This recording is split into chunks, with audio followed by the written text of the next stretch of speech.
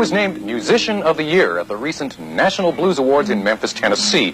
He has played to sold-out houses on 3 continents, including at Carnegie Hall and the Sydney Opera House. He is a Grammy Award winner. He's the only musician ever to have played the national anthem at the Houston Astrodome. And for his charity work, he's been made an honorary admiral in the Texas Navy. And yet once, Stevie Ray Vaughan was just another kid at home driving his parents crazy, playing the guitar all the time. And we're here today to talk to Stevie Ray Vaughan about how you go from being a kid at home driving your parents crazy to being one of the most respected musicians in the world. True or false? Did your parents say, put down that guitar and do your homework? No, they said, baby, turn it down sometimes, you know. When did you fall in love with the guitar? Immediately. When did you first hear it? Did you hear the Beatles on the radio when you were a kid or something? Yeah, like that? I listened to a lot of the radio broadcasts out of Chicago and Nashville that were record marts, and they would have a lot of different types of music. It would be gospel, blues. Is it lying in your bed at night, Stevie, with the little transistor radio? You got it. Every musician has. It's not true. Hey, it's true though. It's true. It's something to do. When did you first lay your hands on the guitar, and could you do anything with it right away? Nobody can do something with it right away, I don't think, besides maybe my brother. He didn't seem to have learned. He just seemed to start playing. I was about 7, I guess, when I first started picking up his guitars that he was saying to leave alone. He was doing it on purpose, you know. It hurts your fingers the first time you pick it up, right? Sometimes. You know, a lot of people it does. It's something that doesn't either bothers you or doesn't bother you. You keep going. Do you remember the first tune you learned how to play? And if so, I'm going to ask you to play it. Do you remember what you used to do? The first thing I tried to learn was, you know.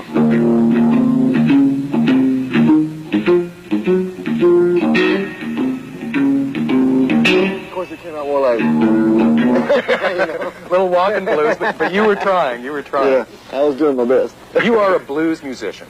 And you don't take that title lightly, and yet I think that term is very misunderstood, isn't it? Yes, it's really, the blues are music that soothes, and they've been responsible for a lot of other type of music to be here in the first place. Rock and roll is just a baby of the blues, so is jazz. Is it possible? Is it possible that a pop tune can become a blues tune just through coloring it? Sure, the way you play. And it's like you said earlier, it's blues, you don't write them down on paper, you write the notes down to a song. But the tones and the way you feel them is the music itself.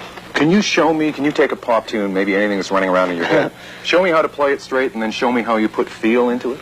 Well, to be honest, I like to play with feeling every time I play. Okay, show me how you put feeling into a note. Well, it depends. It depends on how you want to do it. You can like or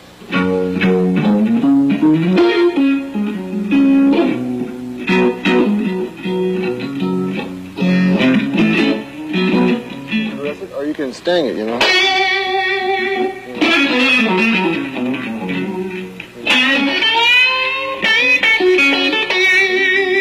Or you can, you know. Be a little more gentle, a little more wistful. Yeah. Really, so much human emotion. Do you feel that emotion when you're playing, the emotion that those notes suggest to me? If I didn't, I shouldn't be there. Exactly. Yeah. When did you start to feel it, though? Because when you're a kid, it's just, you don't have grown-up emotions. Well, you feel it first, and then you learn how to do it. You know? It takes a whole lifetime to do these things. How much did you practice? You hear about Eric Clapton, for example, locking himself up for a whole year and not going out and just practicing. Well, I didn't time it, you know. I just do it every day. I play. You know, I just play because it's a beautiful instrument. It's a beautiful woman. You're not kidding, are you? No. I mean, someone told me that your wife is third in line in your life, right? Tell me about that. She's right up there. It's just that, you know, my first wife is right there. It's off camera. It's a guitar. If I can get it, can we get that so I can show them what I mean? Yeah. Gerald, you bring that up to us. This looks like it has seen the war, Stevie. It has, but that's part of life, you know, sometimes. How old is this guitar? It's a 59. She's been played. She does. You have worn the varnish off every bit of that guitar. Well, there's wood worn off, too. You know, she's got some scars, but... So this is you call it sort of half-jokingly, first wife. Yes. And this is, well, it's not joking at all. But this is, and see, even Mickey Mantle endorsed it, you know. Native, well, he's a fellow Texan now, right? Oh yeah, yeah. This was a guitar on the that I played when they did the Star Spangled Banner. This is the one. And this guitar is a little newer, but it's here. It's passed yes, over. but it's she's beautiful. She's made in part by Renee Martinez and Charlie Wirtz. See. Yeah, Charlie's your mechanic. He works. No, Renee. Renee is Charlie Martinez. Charlie was the other half. Yeah. He's still around. He just had to move on. So, you know.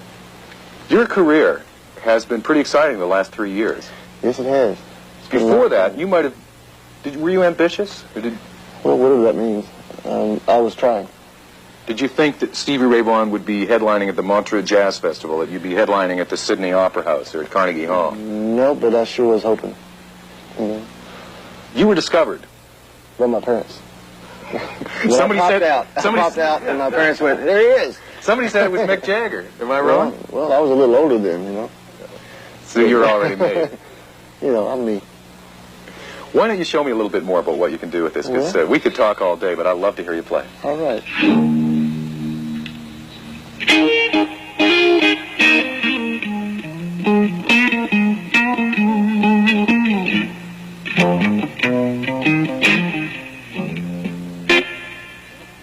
Oh, baby,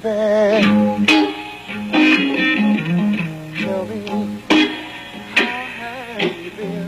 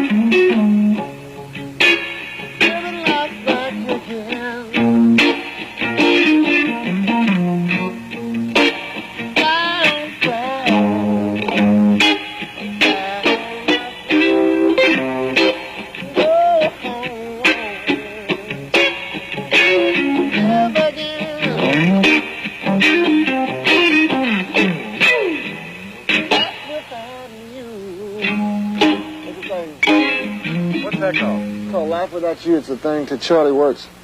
Who is someone who meant a lot to you? Yes, he was one of the best people I've ever met in my life. He helped you with your guitars? Yes, and with your heart too. You know, he's a big man. You have a lot of people who care about you. I can tell that with the kind of people that I travel care around. about a lot of people. You know, it comes and goes. You know. How many albums out now? 3.